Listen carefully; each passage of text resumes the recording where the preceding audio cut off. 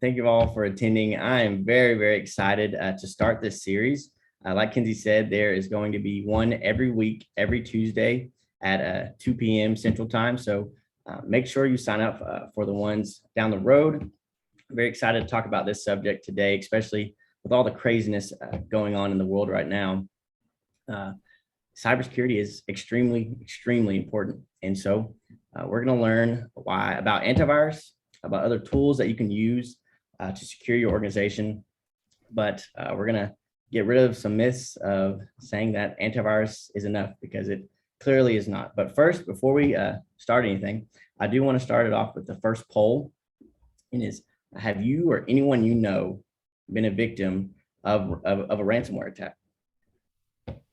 And so, and you might not know about it. Actually, I know a lot of people are, they try and keep it secret or something, but this is very interesting to us because especially now, you may have even recently experienced an attack or an attempt of ransomware recently, especially with everything going on.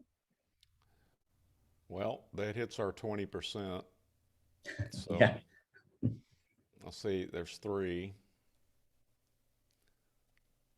Oh, we've got a real live poll. We do. We're trying it out this go around. It's 2022. We have the good stuff. Yeah. Someone I know. While y'all are still working on that poll, we're gonna go ahead and get started. Like I said, so these are gonna be short, 30-minute webinars, and be sweet, down to the point. Of course, if you have questions, we're gonna try and address them as we go along. Oh man, I bet someone I know, 56%. That's wild. But first question, let me get that pulled up. First question is, what is an antivirus? And so we're going to throw some words around out here. I'm going to get some quick definitions out of the way, but the base definition of an antivirus is it's a computer program used to prevent and detect and remove malware. Okay, you hear malware thrown around. What is that word? So malware is a software that's designed to disrupt, damage, or really get access to your computer system. Of course, that's not supposed to happen. So malware is bad. That's what people know. Now, what is ransomware? Of course, people associate, okay, I've been cyber attacked. Here comes the ransomware. What's ransomware? Ransomware is a malicious software, of course, designed that basically locks up a computer system until a sum of money is paid, the ransom. But a lot of confusion comes between ransomware and viruses. A lot of people put the two together, ransomware, virus. But there are 2 different types of malware, a ransomware and a virus. And so we'll get into that a little bit deeper, but I wanted to knock those definitions out of the way so we can have a smooth show going forward. Do you have anything to add to that, Tom? No, go right ahead. Well, why do you have an antivirus? So the way that an antivirus works, it is looking for malicious code, malicious signatures, and I want you to pay attention to that, malicious code and signatures as we go along, designed containing malware, ransomware, viruses, things like that. And so the reason we're having this whole webinar is because you've had antiviruses, Norton, McAfee. That's what you've been told that you need for years and years and years. And that's what everybody's been using. But technology is changing. Cyber threats are changing. And so as we go along, cybersecurity is changing as well. And so brings us to the question, why is antivirus useless? Why do you not need it anymore? And that's because it's detecting threats too late. Everyone needs something to monitor in real time. And so I'll put this in perspective. I watched a recent show called Inventing Anna. You may have seen it. It's on Netflix, but it's about a con artist, and she is young. She goes into New York, and she goes to all these different hotels, and she makes them believe that she has a trust fund coming in with millions and millions of dollars. And so she stays at these nice hotels, lives this lavish lifestyle, and tells them that her father will pay, it'll get taken care of. So then she leaves, goes to the next one. And then she leaves this trail of about 10 or 15 hotels left with all this damage because she didn't pay. She was lying. She's a con artist. And now they can't do anything. They can't get anything back until someone puts her face up on a poster, says, hey, don't let this lady in your hotel. She's not going to pay. So that's a brief example. I don't want to ruin the show, but that's similar to how a antivirus works. It's looking for malicious code and virus signatures that are already known to be malicious. And for them to be known, they've had to have successful attacks over maybe the past 3 or 6 months, basically making them old and useless. And now there's a new threat in place. So now that's where everyone needs something to monitor in real time. And of course, that leads on to what that tool is. But antivirus is all we've known. One, I wouldn't say a bad thing, but it just comes with antivirus. And what we've seen is also false positives.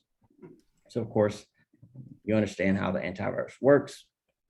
But one bad thing on the end of the antivirus is that if it detects something that it believes is a virus or believes is malicious, it has actions to delete it. And if it's wrong, then of course, on the back end, possible information, client information, very confidential files that you need and are vital to your business may get deleted in the process. And so that's what we're seeing a lot of companies, organizations complain about or have to deal with because of the antivirus. Now, I brought up that ransomware is not a virus. It doesn't contain a virus because antivirus is looking for virus signatures. That's where the name antivirus comes for. And so you say, okay, well, if antivirus can't stop or find a ransomware, why do you need it? And that's why we're here today. Well, Tom, before we move on, do you have anything to add on antivirus? Just quit using it. Actually, simple. The one that's built into Windows Defender is pretty good these days, as far as using an antivirus. But I always go back to reasonable efforts. Mm-hmm. Some of you, especially if you've got ethics requirements, rules of professional conduct, you've got to make reasonable efforts to protect your client data. And if I'm asked to testify in a case that involves a data breach, say it's with a law firm, and they're not doing the 5 things, they're not doing what you're about to present, I would have to say that, no, they weren't making reasonable efforts. That reasonable efforts phrase when it comes to cybersecurity is different than it was just 5 years ago. I'm glad you mentioned that because we're actually going to touch on that and compliancy, things like that as we go on.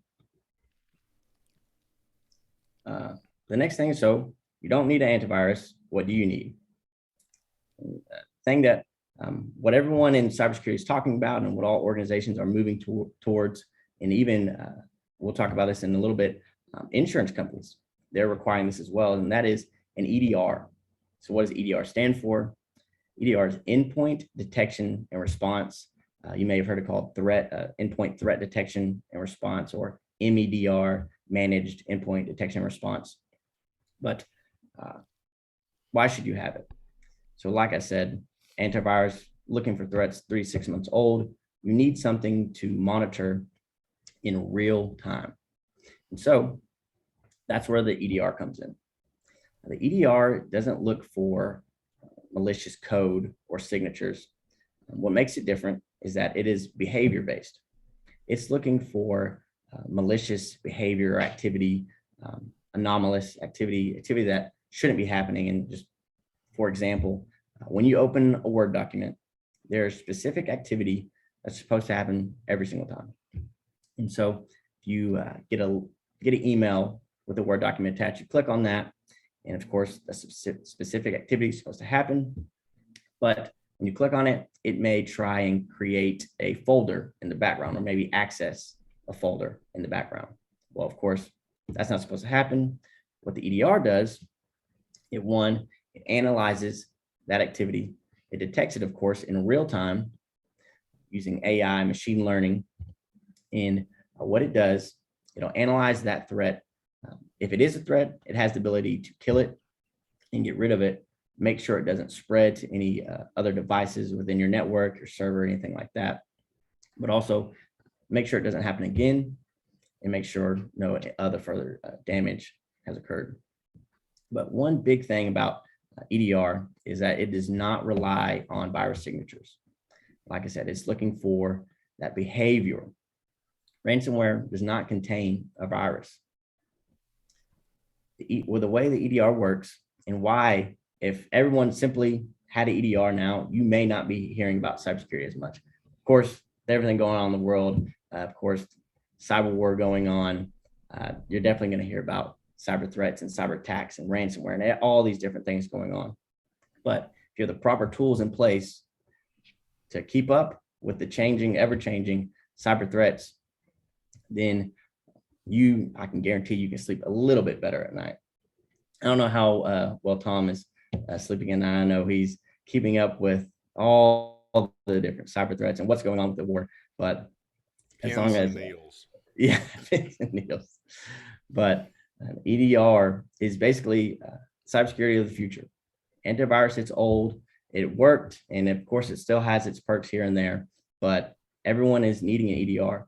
And like Tom was saying, compliancy, and we're going to get into this a little bit deeper here in a second, but we did a recent webinar last month where I spoke on cybersecurity and cyber insurance and different requirements and compliancy requirements, things like that.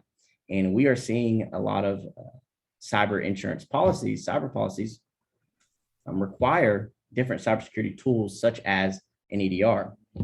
And we'll get on the 5 things in a little bit, but you're going to start hearing EDR a lot more: endpoint threat detection and response.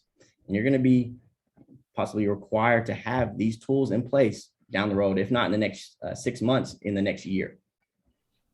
And so EDR is very important, but that's not it. There's a lot more. Now, there's been a lot of information real fast, so we'll take a quick break. And I do have another question regarding what you are relying on. Are you relying on antivirus to protect your business? You have other tools in place. Is that, number one, is that all you're using? We definitely want to know. It's 50-50.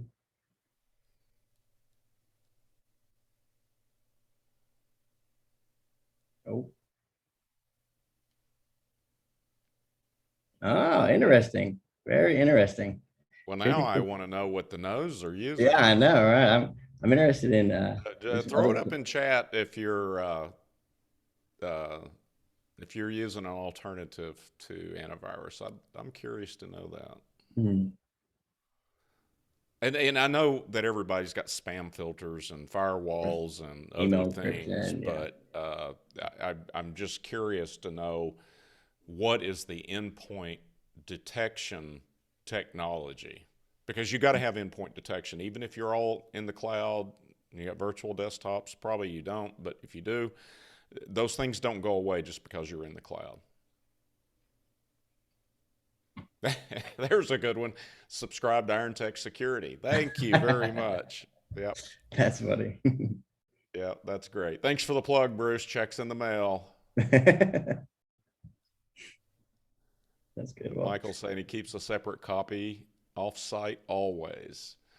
Don't underestimate the downtime, because that computer pretty much becomes useless once it's got an active ransomware or anything else on it for that matter. And even if another IronTech, thank you for Frank. I'm just kidding about the checks, guys. We lose a lot of sleep when the Russians are invading Ukraine, by the way. So it's been a busy week. The first thing I do when I wake up in the morning, if I sleep much at night now, is to CNN and check our alerts. Keep up to date. Yeah. I'm glad you mentioned that, though, because you not sleeping, our team not sleeping, isn't just out of coincidence. It goes back to what you need to secure your organization, which is the 5 things. That's what we call it. We call it the 5 things. You're going to hear that a lot over the next 6 weeks, really. If you're listening to us and we don't mention the 5 things, something's wrong. You should check on us. Definitely, because this is what is essential. And it's not just us saying this. You may not be able to see, you should be able to see the document right there, but that is a document from the White House recommending the 5 key important things that you need to secure your organization. And so I know this is me and Tom's favorite thing to speak on, but you have a list of 5 things here, but I want to really focus on that first thing you see, a skilled security team.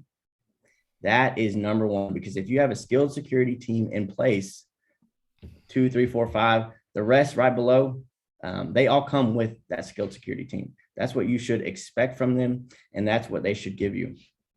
And so when we talk about skilled security team, Tom was talking about he's not sleeping much at night. He wakes up in the morning and we're checking updates to see what's going on with the war.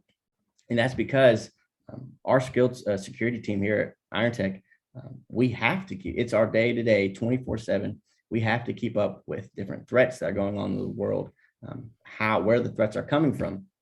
In the past week, we've seen a crazy influx in the amount of activity just from Russia and Ukraine. It's we've taken a very serious amount of security precautions because that's what we do. We are a security team. We're here to protect our clients, their customers, and anyone who needs help. And we are doing that by these 5 things. So you see deploy EDR in there. It's recommended not only by us, but the White House, insurance companies. Like I said, they're requiring it. Right above that, you see use MFA.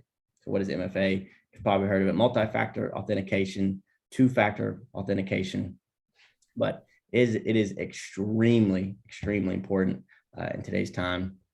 Tom, do you have anything to add on MFA and that security team?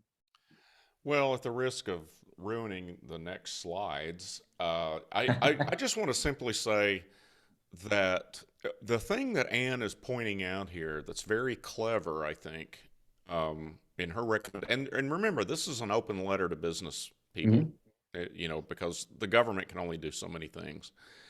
But none of this stuff works without a skilled security team already in place. We get calls from people that it's too late. Yeah. We need some protection, but you got to get this stuff off our network. That is actually not our specialty. We can do it, but we're in the business of not allowing it to happen in the first place. But without that skilled security team, that EDR technology that Davin's talking about, you've still got to have that. You've got to have that security team already in place to detect and respond.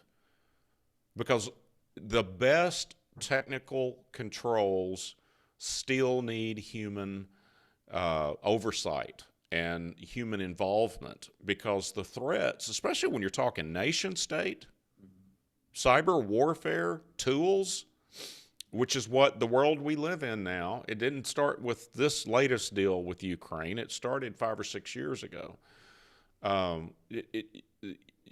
Everyone's really got to have a skilled security team. And the skilled security team is what's going to continuously incorporate new threat intelligence. It's going to know if we need to tighten up EDR settings, and maybe we need to use MFA or require it for certain other things that we didn't before, because the threat landscape's totally different. None of this other stuff works without a skilled security team. That's true. And then I like to touch on, let me stop there real quick, because it's interesting that the importance of a skilled security team is it's not just happening now. In 2021, how did I read it? It was the #1 position in a corporate organization. Yeah, the position that got the highest raise in a company over 2021 was the Chief Technology Officer and the CISO, the Chief Information Security Officer. In our other slides and things like that, you'll see how we talk about CISOs and security teams, but this is nothing new. It's happening and it's important. And a security team is essential now to take care of and protect your organization. And I want to touch on that last point, continuously incorporating new threat information into defenses. That means continuously upgrade your security. And I want to point out, so I could bet money that everyone on the webinar today has an IT person or IT team that, of course, takes care of the technology in their office.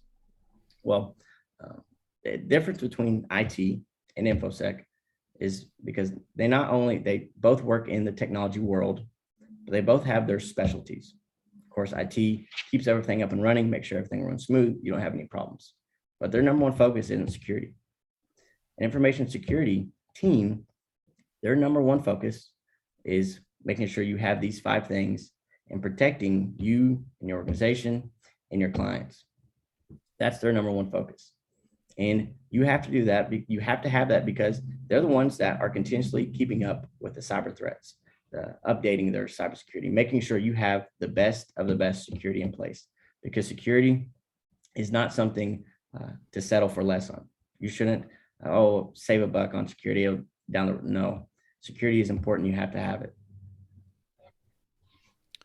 Yeah, it's the cost of doing business anymore. Yeah. These 5 things that the White House is saying, it's not us. I mean, it's not IronTech security you need to do all this. And by the way, you can do MFA yourself. Now, if you need remote desktop access, then, we've got a good MFA solution.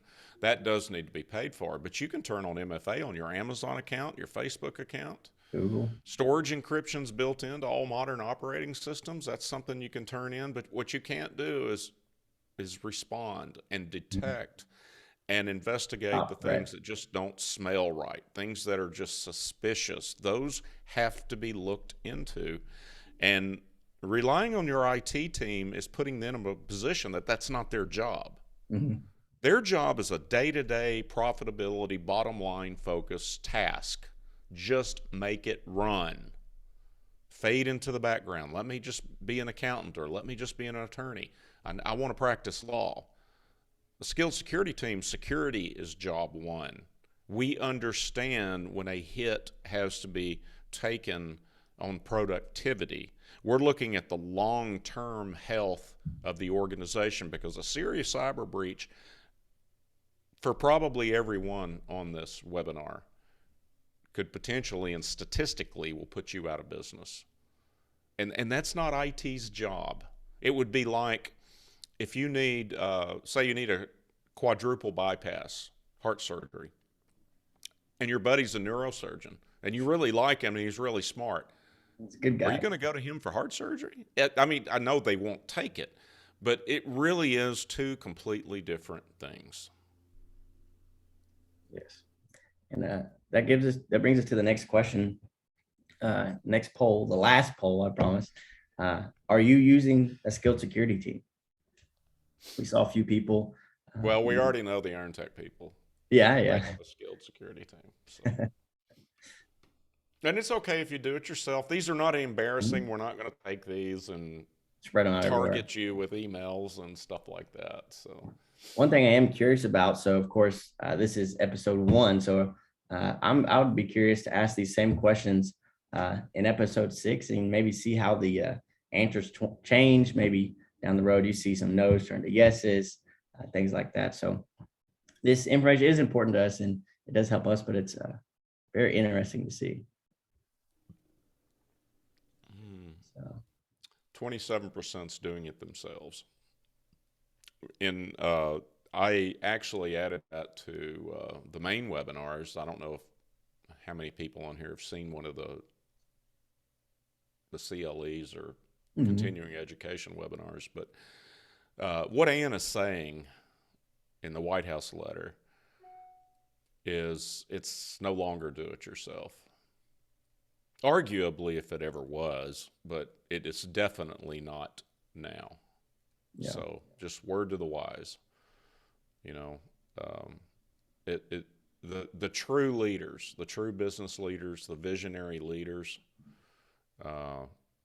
recognize that They recognize it's a cost of doing business, and they're taking it serious, and they're treating it as an investment to potentially save their firm.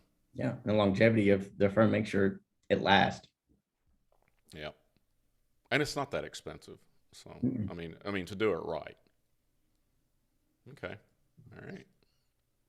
Well, I love the little picture down there because what do you need to do? And it's simple. You need to speak with an InfoSec specialist. It's very simple, of course. Right below you see meeting IronTech Security, where you can, of course, schedule a direct short chat with me, but you can also send an email. I also want to share my personal phone number. You can call that. I would say at any time, but I go to bed pretty early, so try. And of course, call in business hours. But I want to talk to you. I want to answer your questions. If you have any concerns regarding maybe possible weak spots in your organization, I'm not too sure about the safety of our passwords. We are relying on Norton right now, and we have some very valuable information we need to protect. What do we need to do? We have a team that, of course, I can answer those questions. I love talking to everyone and anyone regarding cybersecurity, but we also have a big team that is willing to help you understand your organization, where your risk and vulnerabilities are. So then you can put a plan and some security controls in place to take care of that. Now, of course, we're coming up on a 30-minute mark. I want to make sure you got the good meat out of this webinar. You understand that antivirus, it's not enough anymore. We've been relying on it for years, and it's old news. Cyber threats are changing. You're seeing that now. You may be experiencing that now, but there's things that you can do, things that you can put in place to protect yourself, your organization, your information as a company, and also your client's organization as well. There's new compliancy requirements that are coming out regarding security, and you need help. You need a specialist, and so that's what we're here for.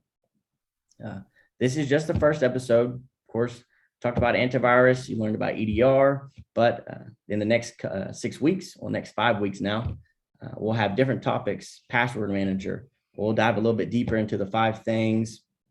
We'll talk about different security controls. Maybe get rid of some myths that you're hearing out there regarding cybersecurity. But we want to hear from you. If there's a certain topic that you want a webinar on, a deeper dive on, that you're curious about, feel free to, of course, put that in the chat box. I'd love to know. Of course, this isn't just a 6-week series. We may do one later in the year. Of course, we'll definitely have one next year, but I want to make sure all your questions and topics are talked about and answered. You have as much information to make the best decision for your organization and your clients that you can. Are there any other questions? I think that those 5 things, you know what that is. When I'm going to get in the weeds here a little bit. Those 5 things is what's known as a defense in depth strategy, or a layered defense strategy.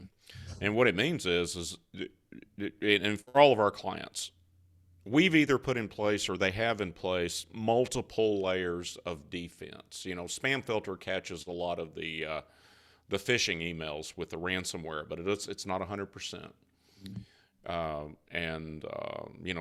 Security awareness training, that cuts your risk in half right there.